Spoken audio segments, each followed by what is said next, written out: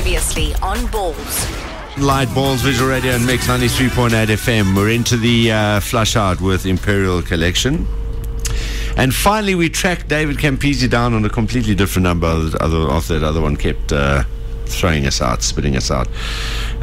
Woken you up at what time in the morning in Sydney? Yes. Hello? Who cares? How are you, Campo? Well, mate, how are you? All right. When are you back on our time zone again? I'm starting to feel bad. Yeah, next Monday. Sorry, I was actually a week out. But after the third test, so next Monday, normal time. All right. So you're actually travelling with the Lion Circus? Yeah, I'm on the outskirts, mate. Yeah. Okay. Gee, what a cracker that's going to be. Hey, final game goes down to a decider between the two of them. It's like a final now. Yeah, it is. It was a very fascinating game on Saturday. I think the only reason was exciting because the game was close, but I must admit the skill factor and some really poor decisions made in the oval. But at the end of the day, it's 1-1 leading into the third test in Sydney this week. Yep, 1-1. And how do you see that one going? Oh, mate, I've got to say, I think the Australians can win this. I think they've got too many good young individual players that can turn a game. Obviously, Warburton's gone. He's finished. He can't play. And, the Lions, they've got a good team, but I can't really see their backline firing. They haven't got that X factor, which I said before the tournament. They've got some good players, but no one's really there who's going to, O'Driscoll's a great player, but he's 33. He's not like 20, 21 where he was a good player. Now things have changed and there's a lot of pressure on. Yeah. All right. Is there not a little concern over there in terms of kicking, because a game like that could come down to penalties, and as the last game was pretty much mostly penalties and stuff, because it still doesn't seem like the Wallabies have got as reliable a kicker as they maybe want. I know Lelefano is back in the fray, but it just I know that the Lions missed a kick at the end, but it was a pretty long one, so 60 meters is not many are going to kick that over, so it was a Hail Mary in itself. But are you not worried that they might be let down a little bit in that department? Yeah, look, I think it is a concern, and you're right. Halfpenny, obviously, I think Smith 3 goals in the whole series so far. Yeah.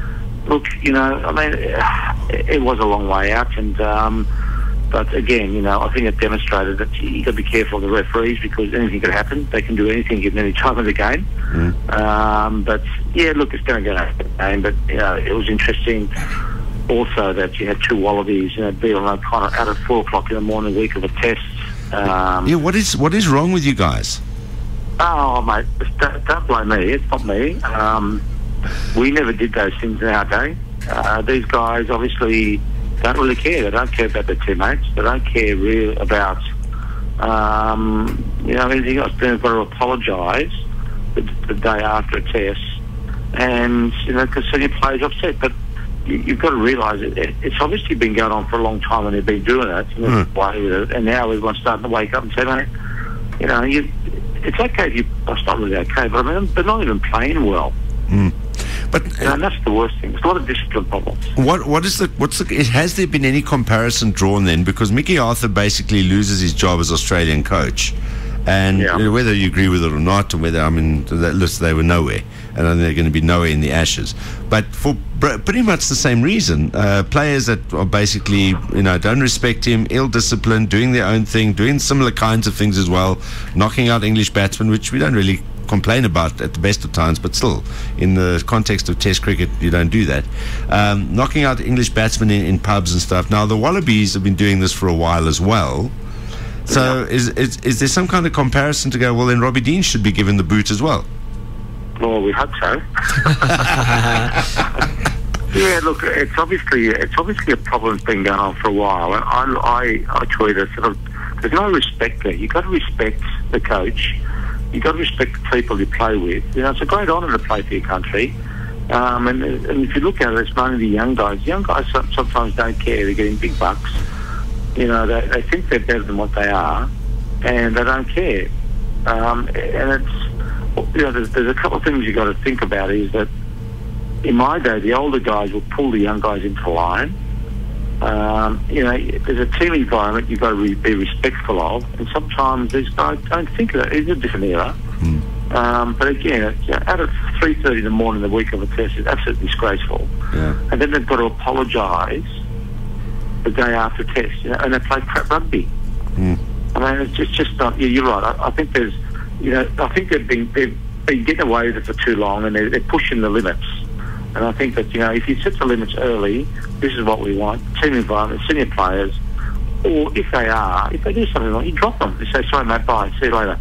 As someone said today, why would you offer Clay Cooper, after his comment last year, more money and then not pick him? Why don't you just say to him, thanks, mate, go to rugby league, we don't want you by, see you later, go. It's easy. There's some easy decisions. No one is taking responsibility, and that's not what we need in our country. Campo, you hinted at what you thought, or how you thought the Wallabies have been playing so far, but what have you thought of the quality of the rugby in the series? Yeah, look, I thought Saturday night the rugby was pretty poor. I think the skill factor was not great. The roof was over, so you can't blame the weather, and the amount of drop balls were unbelievable. It was very frustrating watching. But also, I've got to add this in. Joubert has got no idea what's happened to the scrum. It's a guess. You can't penalise the Wallabies. The Lions 3 scrums in a row for collapsing. The next scrum, you penalise the other team. It's a gamble. The game of rugby should not be coming down to a scrum. And sort the scrums out before you go out there and say, guys, you've got one scrum. After that, next one, someone's off. Sort them out. They all do it. Why, for example, if you look, you go back, say, 15, 20 years in scrums, when I was playing, there was never a collapse scrum. But now, every second scrum is a collapse. The referee is a guess. He doesn't know who to penalise. The rule states you cannot push until the ball goes in the scrum. Now, on Saturday night, how many scrums the poor halfback was trying to put the ball in? The scrum was moving. Yeah. And it's bizarre, and it shouldn't be down to that. It should not come down to a scrum in the international. People don't want to watch a scrum. That's why people turn away from the game. They go, this is a joke. The poor English Lions guy put the ball in the second row of the Wallabies at one time for turnover. Well, it's got something called turnover. So it was very, very poor. The skills were poor, and the decision-making was not great. I mean, a shocking decision-making. And the kick-in, geez, man, I tell you, I think I could have done better than some of those guys out there on Saturday. All right. I got a message from you, because they didn't play this weekend, but what's happening with the Brumbies? Jake White? Yeah, look, there's a lot of push for Jake White in Australia as a coach.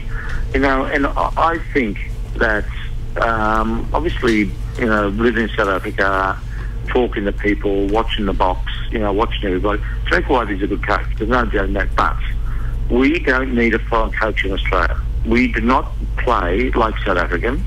Can you imagine a Wallaby coach, born guy, coaching the All Blacks? Never. Or South Africa? Never. But yet we're quite happy to get a foreigner. It does not work in our country. Jake is very disciplined. Even at the Brumbies, he's got him there's going to be a problem there in a year or so with the Brumbies because he's got too much control. Australians don't need control. We need somebody that understands the way we play and understands the way we're going to play the game and go out there. If Jake White was coaching Australia, for example, Clay Cooper, the guy with flares, would never ever play for Australia because that's not the way he wants to coach. He wants to have players under control, will do the things that he wants to do.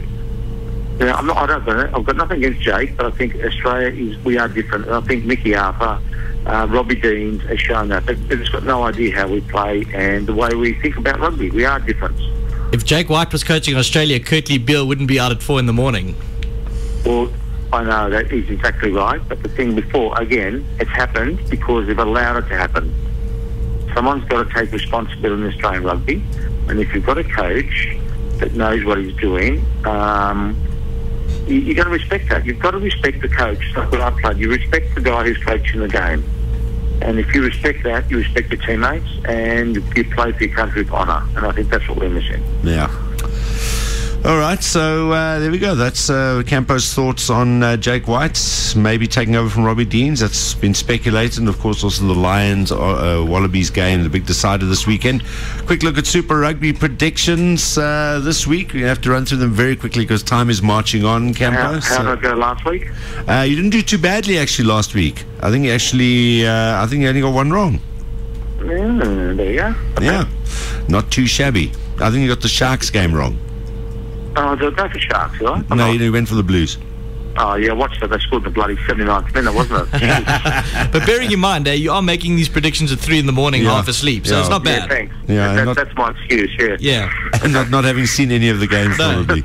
Let's have a look at this weekend's games. Who's coming up? Okay, Crusaders Chiefs in Christchurch. Ooh, that's a good one. I have to go for the Chiefs. Hurricanes Highlanders in Wellington. Oh, Highlanders, Hurricanes. Cheetahs Blues, Bloem. Oh, that's a good one. The Cheetahs have to win. I'll go for the Cheetahs. King Stormers, PE. Stormers.